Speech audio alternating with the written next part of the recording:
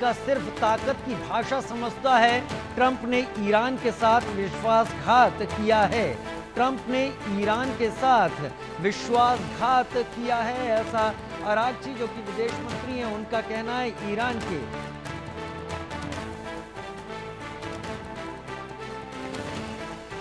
खास मेहमान हमारे साथ इस वक्त जुड़ रहे हैं इस चर्चा में शामिल होने के लिए। जो भी इस वक्त हालात मिडिल ईस्ट में बन रहे हैं, major general retired Brajesh Kumar हमारे साथ, सीनियर डिफेंस एक्सपर्ट और फॉर्मर डीजी मिलिट्री इंफ्रास्ट्रक्चर हमारे साथ जुड़ रहे हैं। Group captain MJ Augustine Vinod मेरे साथ इस वक्त जुड़ रहे हैं, former air force officer. Ambassador Mahesh Sachdev, पूर्व राजनयिक के तौर पर बहुत स्वागत है आपका। और डॉक्टर संदीप त्रिपाठी मेरे साथ जुड़ रहे हैं, अंतर्राष्ट्रीय मामलों के विशेषज्ञ के तौर पर आप सभी का बहुत बहुत स्वागत है। सबसे पहले मैं मेजर जनरल ब्रजेश कुमार आप तक आना चाहूंगा, क्योंकि आज 10वां दिन हो गया है मेजर जनरल ब्रजेश कुमार।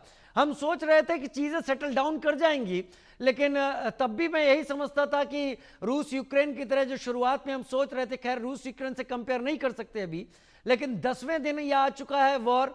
अब अमेरिका भी इस वॉर का एक हिस्सा हो गया है। मेजर जनरल ब्रजेश कुमार, अगर तुलसी गाबार्ड अमेरिका में इस बात कहती हैं कि ईरान के एटॉमिक वेपन बनाने के कोई पुख्ता और ऐसे सबूत नहीं हैं जिनसे बहुत बड़े खतरे की बात कही जाए, तो ट्रंप मैसिव ऑर्डिनेंस पेनिट्रेटर यानी एमओपी या B2 का इस्तेमाल करने की इजाजत कैसे दे सकते हैं? क्या बदला इन दिनों में? Major general Brajesh Kumar sir, unmute कर ले सर।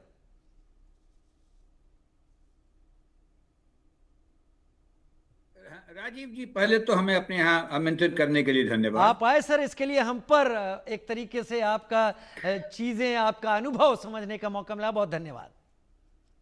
देखिए, ये जो ईरान और न्यूक्लियर वेपन उसका बनाना, न्यूक्लियर पावर होना, उसकी कहानी काफी दशकों से चल रही है, कोई नई बात नहीं। और अमेरिका इस बात का जानता है, इसको पता है उसको, और कई सालों से सैंक्शन करता रहा है या बातचीत करता है।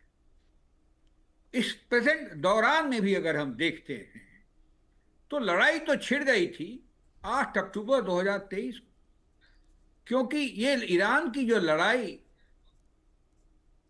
इजराइल के साथ में है, या इजराइल की जो लड़ाई ईरान के साथ में, इसी एक मुद्दे पे जुड़ी हुई है।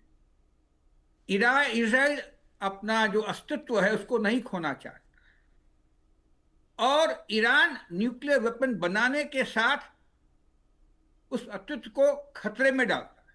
ये एक चीज है। और दूसरा, ईरान एक सिविलाइजेशनल पावर रहा है, कल्चर से देखिए, स्ट्रेंथ से देखिए, कई दशकों, कई सेंचुरी से।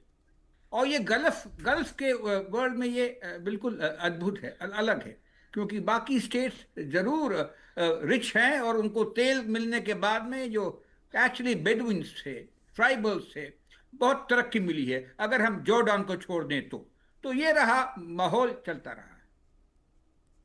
मगर ये जो लड़ाई शुरू हुई 7 अक्टूबर से, जो मैं मानता हूं जी, क्योंकि नॉन कॉन्टैक्ट वॉर रहा है डिस्टेंस की वजह से इजराइल और ईरान के बीच में, तो ईरान ने बहुत पुख्ते तरीके से एसिमेट्रिक वॉर शुरू किया अपने प्यादों के साथ। हमास हो तो, हिजबुल्लाह हो तो, हूती हो तो, और साथ में सीरिया में जो परिस्थिति थी, क्योंकि अलवाइट रूलर्स थे, तो ईरान को रास्ता मिलता रहा जेरूसलम, लेबनान पहुंचने का और सपोर्ट करने का। लेकिन जब वो लड़ाई 1.5 साल तक चली है, उसमें 2-3 चीजें हुई हैं। इजराइल ने अच्छी तरीके से हमास को डिस्ट्रॉय कर दिया है मिलिटरीली, हिजबुल्लाह को भी डिस्ट्रॉय कर दिया है मिलिटरीली। उनके कुछ ठोस तत्व रहते हैं, वे भी अलाइव है। हूती सफिशिएंटली वीकेंड हो गए, कमजोर हो गए। सीरिया का रास्ता बंद हो गया है क्योंकि रिजीम चेंज। इन सब होने के बाद में शायद इजराइल ने सोचा ये एक अच्छा मौका है, और अपने सपोर्ट के साथ में, जो कि अमेरिकन रहा है पीछे से, 9 दिन पहले अच्छी बम वर्षा की उनके क्रिटिकल एरियाज में, और 3 रिजल्ट हासिल किए। पहला, उनके जितने कमांडर्स रहे हैं आईआरजीसी के, ईरान के आर्मी, एयरफोर्स और न्यूक्लियर व्यवस्था के जो संचालक रहे हैं, जी। उनको खत्म किया। दूसरा, atomic power research centres, atomic centres जो कि यूरेनियम एनरिच कर रहे थे, उनके ऊपर बम वर्षा की। और तीसरा, मिलिट्री इंफ्रास्ट्रक्चर को काफी कमजोर किया, खासकर एयर डिफेंस के जी। मामले में, ताकि उनका एयर का डोमिनेंस बचा रहे। जी।